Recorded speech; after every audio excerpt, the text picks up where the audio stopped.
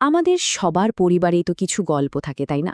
এমন কিছু কথা যা প্রজন্মের পর প্রজন্ম ধরে বলা হয়ে আসছে, যা বাড়ির পুরনো দেওয়ালেও যেন কান পাতলে শোনা যায়।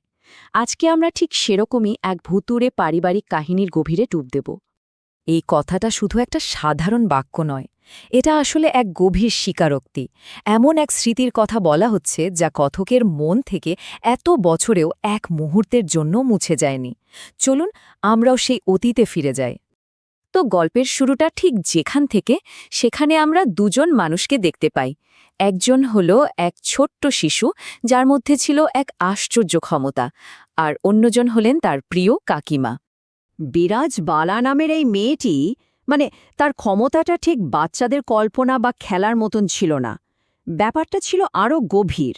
সে যেন এমন সব জিনিস দেখতে বা জানতে পারত যা সাধারণ যুক্তি দিয়ে মেলানো একেবারেই অসম্ভব। এই ঘটনাগুলো শুনলে কেমন অদ্ভুত লাগে, তাই না?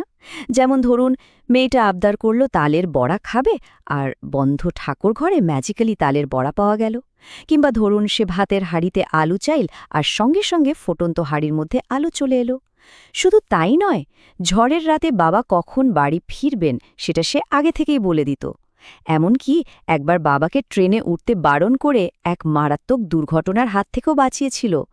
বাড়ির সবাই তখন বুঝতে পারছিল বিরাজের মধ্যে সত্যিই বিশেষ কিছু একটা আছে। আর এই গল্পের আরেকটা খুব গুরুত্বপূর্ণ চরিত্র হলেন রাঙা কাকিমা।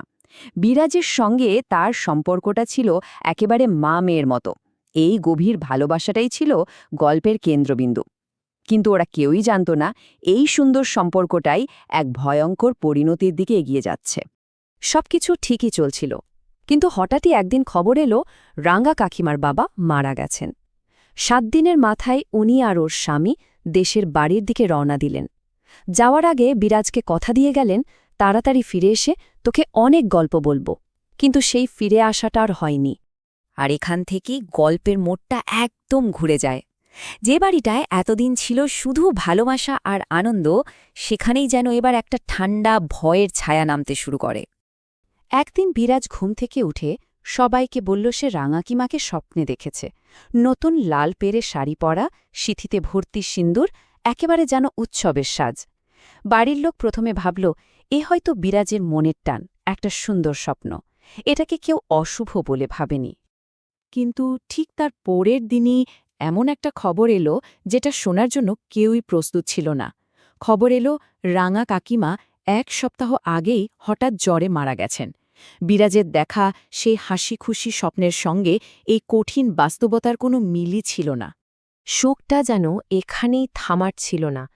এই ঘটনার আঘাতে রাঙা কাকা এতটাই ভেঙে পড়েন যে একদিন তিনি কাউকে কিছু না বলে বাড়ি থেকে উধাও হয়ে যান, আর কোনোদিনও ফিরে আসেননি। পরিবারের ওপর যেন একের পর এক আঘাত নেমে আসছিল। এরপর থেকেই বাড়িতে শুরু হলো আসল অস্বস্তি। রাঙা কাকিমার বন্ধ ঘরের আশেপাশে প্রায় একটা ছায়ামূর্তি দেখা যেত। কিন্তু অদ্ভুত ব্যাপার হল, সেই মূর্তির কোনো শব্দ শোনা যেত না। শুধু তার মুখে থাকত এক গভীর যন্ত্রণা, যেন কিছু একটা বলতে চায় কিন্তু পারছে না। এমনকি ওঝা ডেকেও এই উপদ্রব বন্ধ করা যায়নি। এর মধ্যে বিরাজ একদিন আরও একটা অদ্ভুত জিনিস দেখল।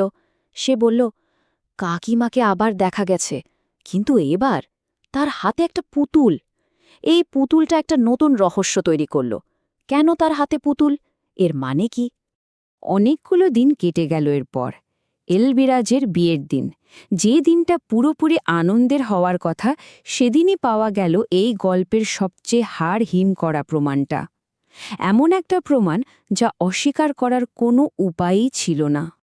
একবার শুধু কল্পনা করুন, একটা তালাবন্ধ ঘর, তার ভেতরে একটা ট্রাঙ্ক, আর সেই ট্রাঙ্কের লাল ঢালায় পাউডার মাখা একদম ছোট্ট কচি হাতের ছাপ, যেন একটা সদ্যজাত শিশু পাউডার মেখে হাত রেখেছে। কিন্তু এটা কিভাবে সম্ভব?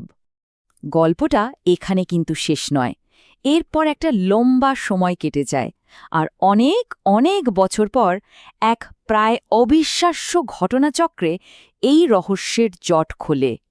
আমাদের গল্পের যিনি কথক তারানাথ, তিনি কাজের সূত্রে একদিন গিয়ে পৌঁছলেন ছোট রামপুরে। হ্যাঁ, ঠিক সেই গ্রামে যেখানে রাঙা কাকিমা মারা গিয়েছিলেন। তিনি তখনও জানতেন না যে তিনি আসলে এই রহস্যের একেবারে কেন্দ্রবিন্দুতে এসে পৌঁছেছেন। জায়গাটা ছিল একটা শ্মশান, আর সেই শ্মশানের এক চালা ঘরে তারানাথ যখন বিশ্রাম নিচ্ছিলেন, তখন অন্ধকারের ভেতর থেকে ভেসে এলো একটা অদ্ভুত কর্কশ গলার স্বর। এক অচেনা লোক কথা বলতে শুরু করল। সেই অচেনা লোকটা বহু বছর আগের একটা ঘটনার কথা বলতে শুরু করল। এক মহিলার দাহ, তার শোকে পাথর হয়ে যাওয়া স্বামী আর একটা লাল পেরে শাড়ি। শুনতে শুনতে তারানাথের সমস্ত শরীর যেন ঠান্ডা হয়ে এলো। তিনি বুঝতে পারলেন তিনি সেই রাঙা কাকিমার কথাই শুনছেন। আর ঠিক তখনই লোকটা সেই কথাটা বলল যা এই পুরো রহস্যের কেন্দ্রবিন্দু, এক ভয়ঙ্কর সত্যি যা এতদিন ধরে সবার আড়ালে ছিল। লোকটা বলল, বউটার পেটে বাচ্চা ছিল। এই একটা কথাই যেন সব কিছু পরিষ্কার করে দিল। নিয়ম মেনে মা আর তার অনাগত সন্তানের শ্রাদ্ধ হয়নি, আর তাই দুটো আত্মাই এতদিন ধরে মুক্তি পায়নি, যন্ত্রণায় আটকে ছিল। এইটুকু বলেই সেই রহস্যময় লোকটা অন্ধকারের মধ্যে মিলিয়ে গেল। তো রহস্যের তো সমাধান হলো, কিন্তু শুধু সমাধান হলেই তো হবে না, এখন দরকার ছিল শান্তির, সেই আটকে থাকা আত্মাদের মুক্তির। এবার ভাবুন তো, আগের সব অদ্ভুত ঘটনাগুলোর মানে কেমন পরিষ্কার হয়ে যাচ্ছে।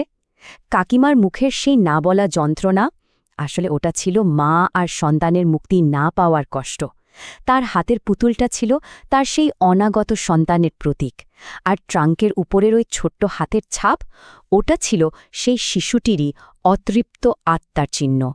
এরপর তারানাথ আর দেরি করেননি। তিনি সোজা চলে যান পবিত্র শহর গয়া।